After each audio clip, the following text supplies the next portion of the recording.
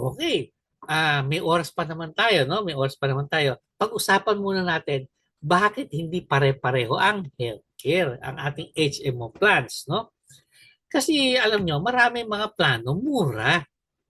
So siguro, narinig nyo, ay, meron namang mga HMO card yan, 1,545 o 3,2,378 o 3,6 o 1,350.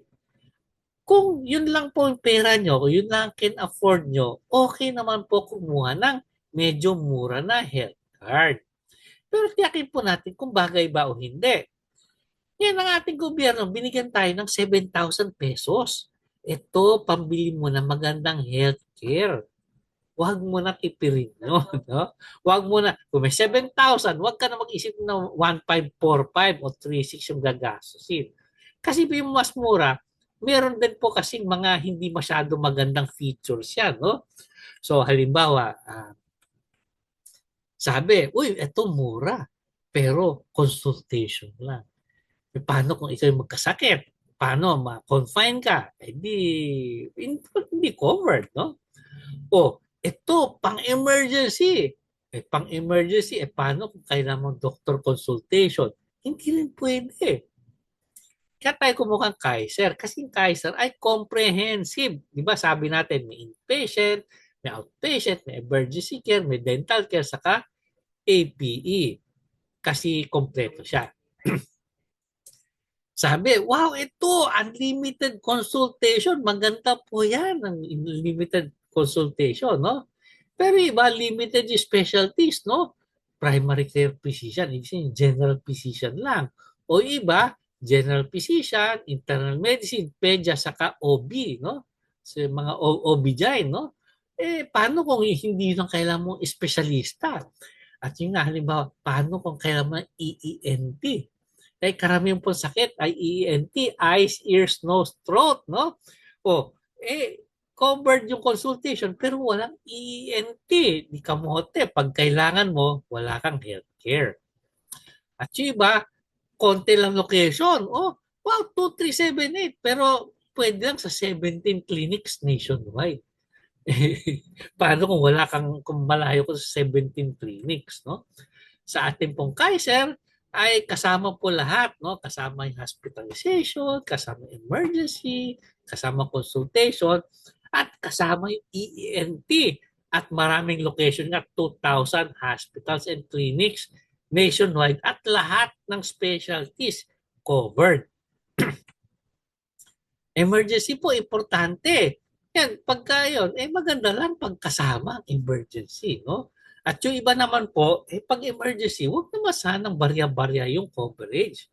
Yung iba, mga ano pa, one-time use pa. Kawawa ka naman, kumuha ka ng pang-emergency. Nung nag-LBM ka, dinagamit mo na one time. Or nung ginamit mo, 20,000 ang limit. Di ba emergency ngayon? Na-aksidente ka, kulang na kulang yung 20,000. Maganda yung mataas yung benefit limit. At yun nga sa Kaiser, meron po tayong 20,000 ay na 75,000 na limit per illness at pwedeng gamitin ng maraming beses. At yung iba, sabi, pwede nga emergency, pero emergency lang reimbursement. Eh pag reimbursement, ibig sabihin, pagkapasok mo sa ospital, mag-aabono ka pa rin, kailangan mo pa rin magdeposito. Eh di mangyayari pa rin sa'yo yung pipila ka sa 10 ospital na hindi ka ma-admit. Ang Kaiser ay no deposit on admission. So maski wala kang cash, maski wala kang pera, papapasukin ka sa ospital. At yung iba sabi, wow, meron kaming APE. Wow, meron kaming oral prophylaxis. Ito po yung paglilinis ng ipin, ano? At yun nga, wow, meron kaming discount sa laboratory. Kaya alam niyo po, sa Kaiser, libre yung APE, libre yung ating oral prophylaxis, at libre din yung ating laboratory, subject to the limit, no? So, syempre, mas maganda, libre kaysa discount. At yun nga, yung madagdag natin, maganda na meron tayong physical therapy. Kasi isipin yung physical therapy, 2,000 per session yan. Pero hanggang 10 sasagutin ng Kaiser. 2,000 times 10, di 20,000.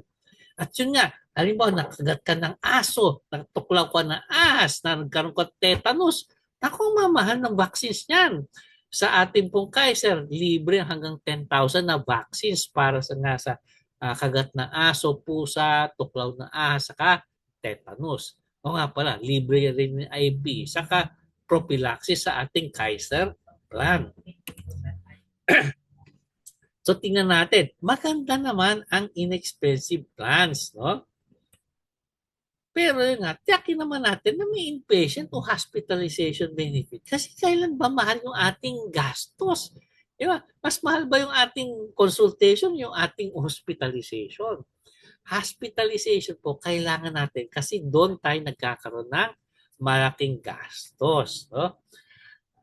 Sa Kaiser po, lagi tayong may APE, required po sa government employees, lalo sa teacher. No? At yun nga, importante, meron tayong EENT, no? At meron po tayong naman kung ano-ano mga features like yung ating physical therapy, monthly pre- and postnatal check-up, saka vaccination. Kasama rin po yung laboratory. At yun nga, inpatient, outpatient, emergency care, no deposit required. Maraming plan nga, hindi mo alam eh. May kasama bang financial care?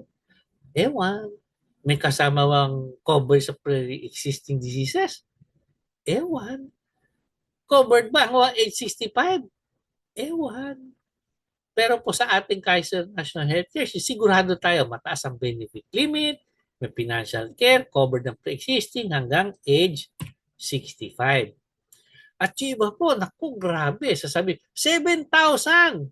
Tapos parenthesis, plus VAT. Eh di ibig sabihin mag-abono ka pa. Eh imbis na 7,000 lang labas mo, eksaktong bigyan ng gobyerno, maglalabas ka pa sariling pera. Sa Kaiser po, 7,000 kasama na po ang tax dyan. Wala na pong idadagdag, 7,000 na galing sa gobyerno, 7,000 ibibigay sa Kaiser. At sabi na iba, wow, sisilawin pa, ang taas ng limit, 200,000 o 260,000 o 340,000. Yan po yung tinatag ng annual benefit limit. Ibig sabihin niya, total ng lahat ng ibibigay. No? Pero 200,000 nga, pero benefit per illness, maaaring 50,000 lang per illness o 65,000 per illness. O yung outpatient, baka mababa lang, 3,000 hanggang 4,000 per quarter. Ano ibig sabihin nun? May isang test ka, 5,000 lang. 5,000, 4,000 lang ang limit. Maglalabas ka magbibigay sila ng 4,000, ikaw maglalabas ka ng 1,000. Sa isang test. At for the entire quarter, isang test lang ubos na. Sa Kaiser, mas mataas yung ating actual na limit. No? Kasi ang ating annual benefit limit ay 75,000 times number of illnesses. Tatlo sakit mo, dito 25 lang. Pero 5 sakit mo o 10 sakit mo, di 750,000 ang ating annual benefit limit. Ang ating benefit limit ay 75,000 per illness. 20 sakit, di 1.5 million yung ating annual benefit limit. At sa outpatient, maaari natin gamitin yung buong 75,000 per illness. No? Per illness. So, ibig sabihin, kung marami kang test, di maaring maraming test. Sasagutin hanggat hindi lumalampas ng 75,000 per illness. So, kung marami ka pang illness, maaaring lampas pa sa 75,000. So, yung iba, pogi lang ka ng high benefit limits, pero hindi totoo yung kanilang limits. May actual limits sila na nagpapababa. Sa Kaiser, talagang mataas yung actual limits. Maraming HM mo, maraming kulang. Ay, wala kami APE. Ay, wala kaming dental. Ay, wala kaming financial care. Pero sa Kaiser, meron po tayo ng APE, may dental, may financial care, at meron pa tayong mga extra-extra like yung ECG, pap smear, pag above 40, yung dalawang libreng pasta na meron tayong financial care. At ito pa, ito talaga medyo nakakagulat, no? Mura nga yung plan, no? O, pero yun nga, ang ating plan na Kaiser 7,000. Pero yung mamura, naku, nakakadismaya naman yung mga limitation. O, maaring limitation ko, one time lang, one time use.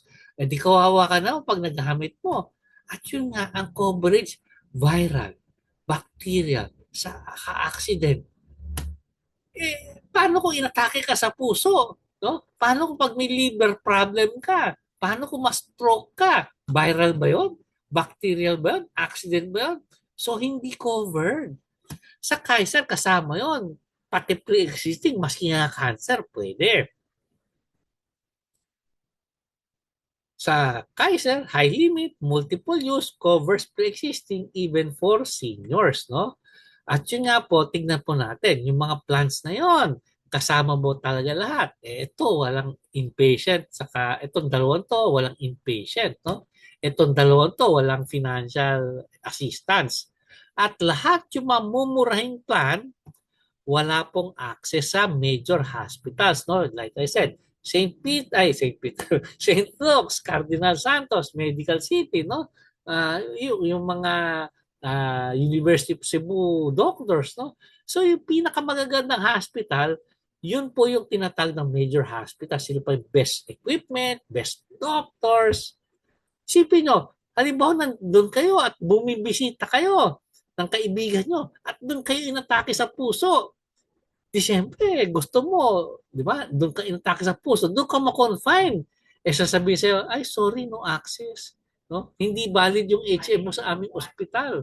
Sa Kaiser po, medyo mahal doon, pero may access tayo. I mean, pag inatake ka ng puso sa St. Luke's o sa Makati Medical, gagamutin ka kasi may access ang Kaiser doon sa ating major hospitals. No? So, ano bang sinasabi nga natin? No? Pag medyo mumurahin yung plan, marami mga limitation. No? Not all HMO plans are created equal. Marami may hidden details like yung ating taxes, marami, kunyari mataas ang limit pero hindi naman pala totoo, marami hindi comply sa DBM guideline. Yung mga consult plan, no, consult plan, madalas walang inpatient. Maaari ka magkonsulta, hindi ka pwede ma-hospital, no? Marami limited yung kanyang benefits, no?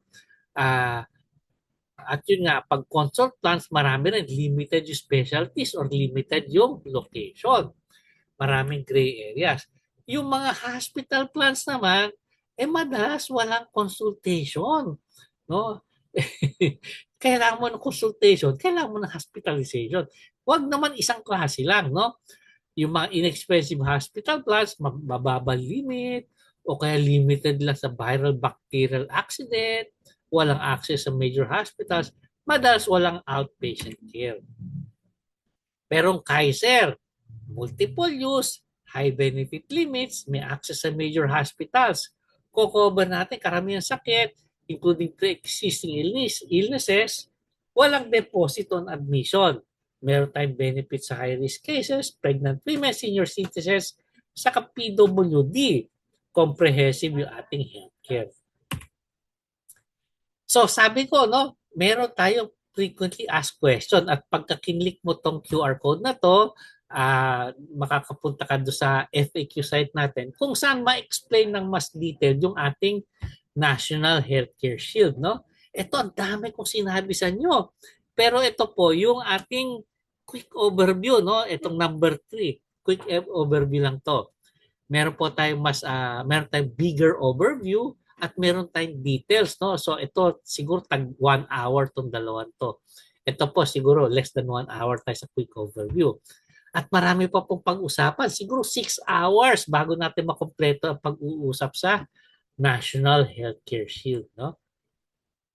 So, maraming salamat po. Ito po yung ating presentation. Sana marami kayong matutunan at ngayon sana pwede tayo mag-question and answer. Okay, so kung may tanong kayo, magbukas na po tayo ng ating camera sa audio.